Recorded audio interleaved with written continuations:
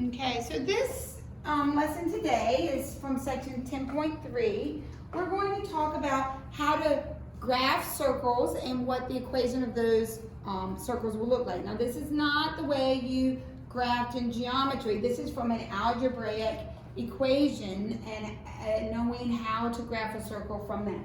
So the first thing we need to know is what is the basic format of a circle equation. So the basic format of a circle equation is x minus h, the quantity x minus h squared, plus the quantity y minus k squared equals r squared. Actually, the more basic form is just x squared plus y squared equals r squared. In this formula at the top, there's no h and k, and what we discover is the center of our circle will be wherever h and k are located. So if there's no h and there's no k, then the center of this circle would be at the origin at 0, 0. And the radius of my circle is whatever I'm squaring on the other side. So I want you to notice that the equation of a circle involves both the x and the y being squared each. They're both square variables here. We're going to learn another shape in this unit if we have time before the end of the year that where only one of the variables is squared. We're going to see some other equations possibly, but the circle is our intro shape. And both the x and the y are squared, and it equals the radius squared. So the center, when there is no h and there is no k, will be at the origin. And what this h does is the same thing it did back when we did parabolas and we did other shapes. That x minus h means I'm going to shift my whole circle to the right h. X plus h means I'm going to shift the whole thing to the left h. Y minus k means I'm going to shift the whole circle up k. Y plus k means I'm going to shift the whole circle down k. So if this equation were x squared plus y squared equals 4, I would know that the center of my circle is at the origin, and it has a radius of r. Well, in this case, what am I squaring to make 4? 2. So I'm going a radius of 2 all the way around, and that will create my circle. If I change this equation to be x minus 2 squared plus y plus 1 squared equals 4, now my center will be at 2, negative 1, because I'm going to take that original circle and shift it 2 to the right and 1 down, and so I end up with my center at 2, negative 1. Does my radius change? No, my radius is still 2. So I would count 2 to the right, 2 up, 2 to the left, 2 down. I'm not using graph paper, so it might look a little wonky, but there's my circle with a center at 2, negative 1, and a radius of 2. So we're going to do some practice examples of circles. Oops. First example says, find the center and radius of each circle, and then draw the graph. So for letter A, we have x squared plus y squared equals 25. What would be the center of this circle? Good, the center would be 0, 0. What would be the radius? What am I squaring to make 25? 5. So when I graph it, first I plot my center, and then I go out 5 in each direction.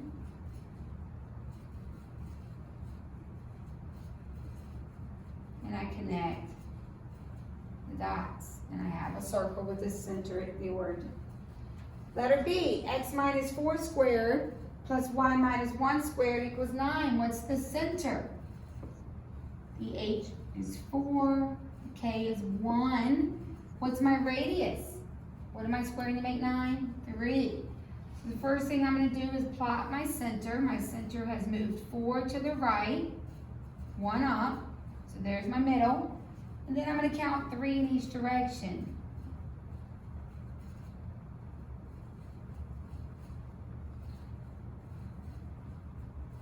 You may want to use graph paper for this homework, because it will help you not have to, first of all, draw these tick marks over and over. Plus it will make your circles a little more symmetric than mine, where I'm not using a grid. I'm just estimating the tick marks. Let's move on to letter C. we have x squared plus y minus 14 squared equals 34. So where is the center of this circle? Well, the center of this circle, there's no h, so what's my h if there's no h? 0. What's my k? 14. If it were y plus 14, then it would be negative 14. What's my radius? This one doesn't square, it is the square root of 34. That is not something that you can easily square root. So you're going to probably want to get your calculator involved so you can have an idea where it is. We know it's between 25 and 36, so it's somewhere between 5 and 6, closer to which one? It is closer to the 6, and I was looking to see where I pulled this problem from. I don't have it, but I got my calculator here. So I'm going to do the second square root 34. It is 5.8. So my radius is about 5.8. So I'm going to plot my center. 0, 14.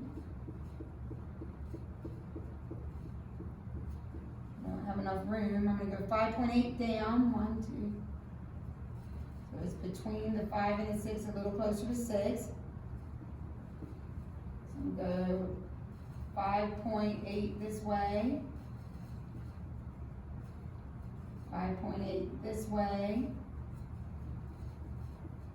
And 5.8 left. And connect my dots. It's a little bit off, not a perfect circle, but again, I'm not using graph paper. I recommend graph paper. So let's move on to example 2. Write an equation for a circle if the endpoints of a diameter are at 5, 4, and -2, -6. So right now we know that on this circle, the endpoints of the diameter are at 5, 4, and -2, -6. So here's my diameter. So I've got a circle. And that's not going to look like a circle, but it is. And that's my diameter. Well, to make the equation of a circle, you need the center. Where would the center be located on this diameter? The midpoint. So we need to get the midpoint first. How do we get the midpoint? Who remembers from the lesson the other day? It's the average of the x's, so 5 plus -2 over 2. Average of the y's. So my midpoint is 3/2 and -1. So I now have my h and my k, because that's my center. So I went ahead and started making my circle. It would be x minus 3/2 squared plus y minus -1. So that's going to make y plus 1 squared. So all I have left to find is my radius. How can I get my radius? Well, one option would be to get the distance from the midpoint to one of these points. That's probably what a lot of people would do. What's another option? To get the total length and do what? Divide it by 2. I'm going to do that one because I don't want to work with a fraction. So I'm going to get the total distance of the diameter. So the square root of -2 minus 5 squared plus -6 minus 4 squared. So this is going to be the length of the whole diameter.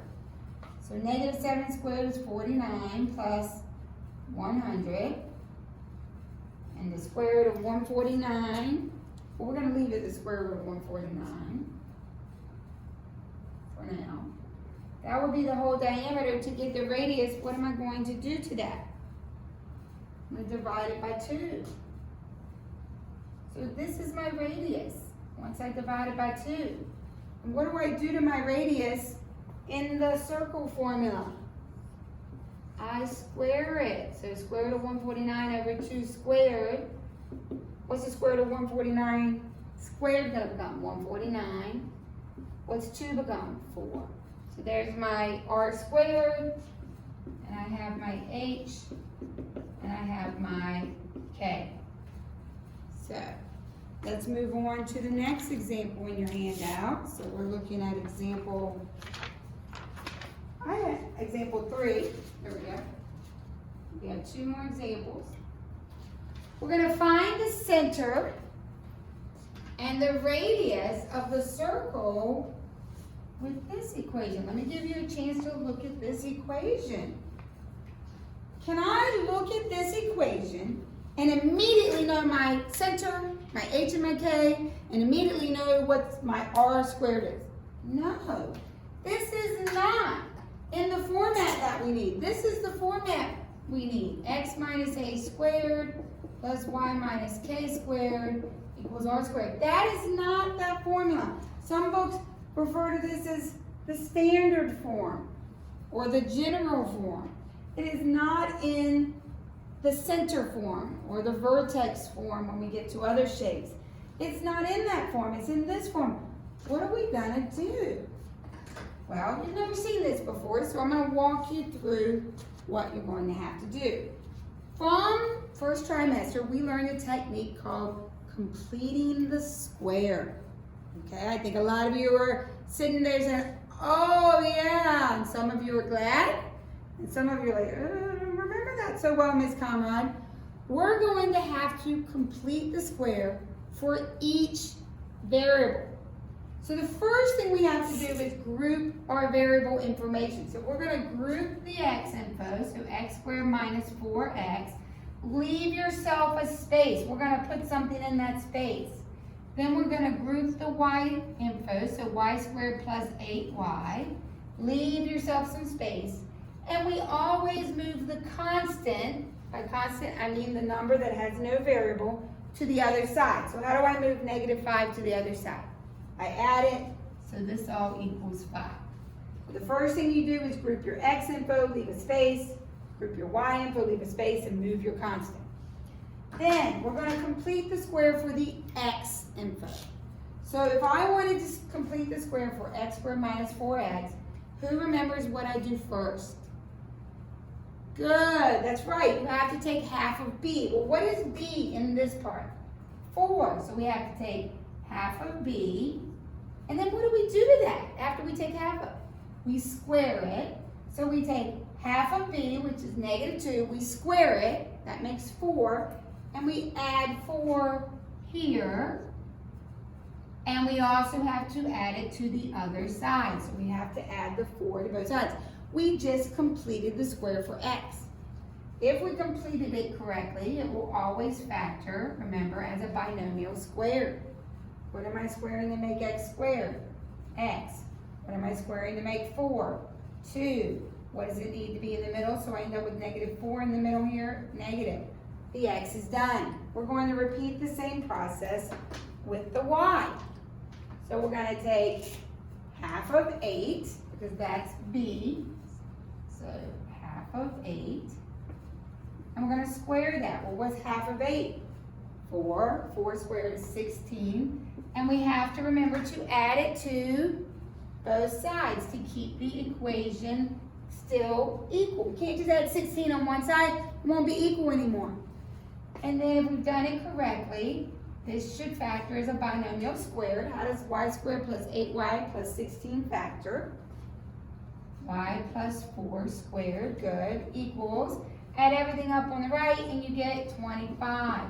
Is this now in the format where we know our center and our radius? Yes, good. What is the center of this circle?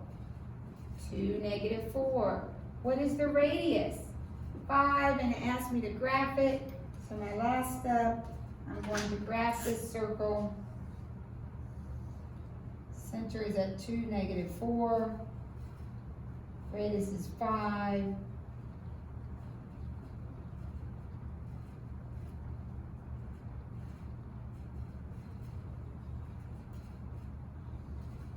And there's my circle. Good. So to do this, you might want to come back to this one when you work on your homework, when you get to these types of problems.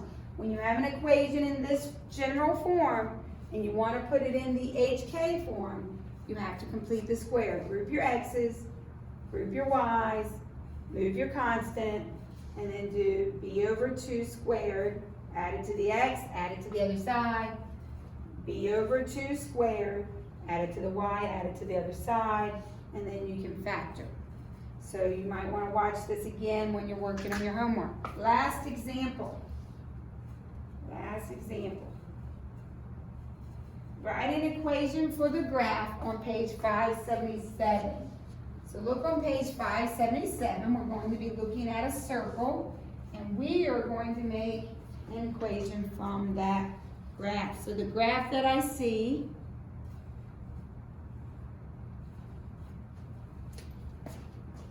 is, I'm just going to recreate the graph in your book.